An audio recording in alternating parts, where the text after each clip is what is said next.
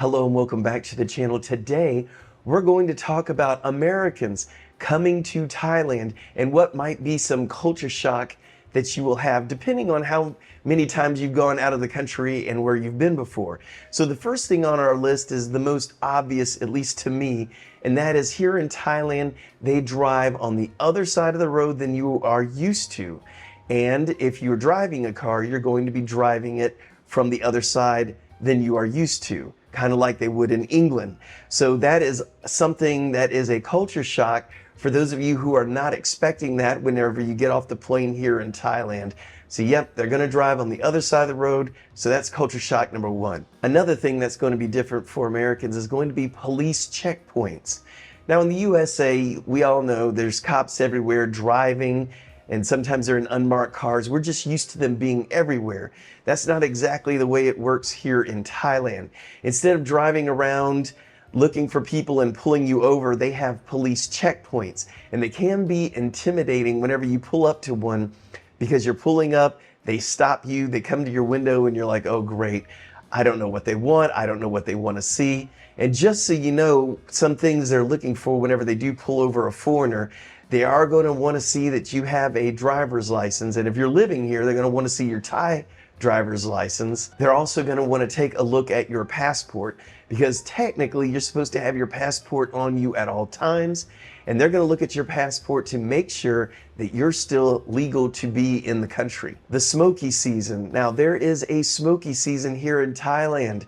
We don't have that in the United States. Now things could get smoky if there was a wildfire or something, but there's a whole season here designed just for smoky season. And the worst of it is in March and April. And that's because there are farmers all over Thailand, Cambodia, Laos, you name it, all around Thailand, including Thailand, that are burning some of their old crops. So there's fires basically all over the place, and all that smoke goes up into the sky, and you're breathing it in for the whole month of March and April. And by the way, those are the hottest months of the year too. So it's hot and it's smoky. And that's something that Americans are going to find to be a culture shock when you come here to Thailand. Clothes size. Now, if you're used to wearing, let's say, a size small shirt, don't be surprised when you come here to Thailand and you're now wearing an extra large. So the sizes here run small, of course, because the Thai people are smaller, especially than us Americans. So don't be surprised if A, you can't find your size depending on how big you are, or if you're used to wearing a small or medium in the United States, you may be up to an extra large or XXL. Now, another thing that you may have to get used to, might be a culture shock for Americans, is we're used to our free refills. You go to a fast food restaurant, whatever, and you usually pay for a drink and you get free refills. Does not work like that at most places here in Thailand. I have found a few, but it is rare. So when you finish your drink, if you want another one, you're gonna have to buy another one. Another thing is extreme heat. Now, depending on where you come from in the United States, you may or may not be used to extreme heat. But are you used to it year round? Well, if you're from Hawaii, maybe you are. But let me just assure you, there are three types of hot here: hot, hotter, and the hottest. Hottest again being in March, April, and some of May. So it is extremely hot here. Those months I just mentioned, usually it's about 110 degrees. So it is very hot, and it is a humid weather too. And again, this is going to vary greatly depending on where you're at in Thailand, but I could tell you, for the most part, the whole country is hot. Another thing that might be different than what you're used to is what we're going to call the butt gun. So next to the toilet, you're going to see something that looks like, well, you know, you go in the kitchen, you got that little spray nozzle where you can spray off the plates. Kind of looks like that on the side of the toilet. That is for your butt. And that actually gets you a lot cleaner than just using toilet paper. And a lot of places in Thailand don't allow you to flush the toilet paper. So you're going to take your toilet paper and put it in the trash can. But I can assure you, as far as the butt gun goes, give it a try. You will learn to love it, and you'll wonder why we don't have this in the US. Now, when you're at a restaurant, they don't bring out all your food at the same time. The only time that ever happens is a high-end restaurant owned by a foreigner from Europe or from the United States.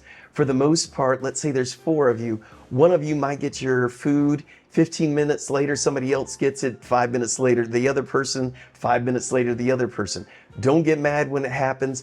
That's just the way things work. So that is another adjustment you're going to have to make when you're visiting or moving here to Thailand. The tipping culture here now, as Americans, we tip. Everyone wants a tip. We're so used to tipping, it's like second nature. Well, in Thailand, it's not exactly customary to tip.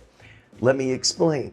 So if you go to most Thai restaurants that are not catered to tourists, they will not necessarily expect a tip. Some people do tip, some people do not tip. So let's just say it's not the norm, especially the way how normal it is in the United States. But if you do go to a place that caters only to tourists, they're going to be used to tips. So if you're in one of those establishments, you might want to decide to tip there. But for the most part, it isn't normal. It's going to feel very awkward not to tip. Now, here's a good one. Personal questions. Lots of Thais that will talk to you, they'll go straight for the personal questions, where we wouldn't go up to someone in the United States and go, hey, how much do you weigh? How old are you? Or something like that. Here in Thailand, those things can happen. And let's say you met someone and you don't see them again for, let's say, 3 or 4 months, and you put on a little bit of weight. Don't be surprised if you're like, woo, you've gained some weight. Things like that are normal here. It's a shocker to us in the US. Just don't get offended by it. Again, we're talking about culture shocks. A big shocker for Americans is going to be access to health care. You ever need, let's say, to go to a dentist? You call up the dentist, let's say, for regular cleaning, and they can't get you in for 6 months. Or you call the doctor for something else and it's going to be 2 or 3 weeks before they can see you. Not a problem here in Thailand. They can see you right away. That is something I had to get used to. I couldn't believe it.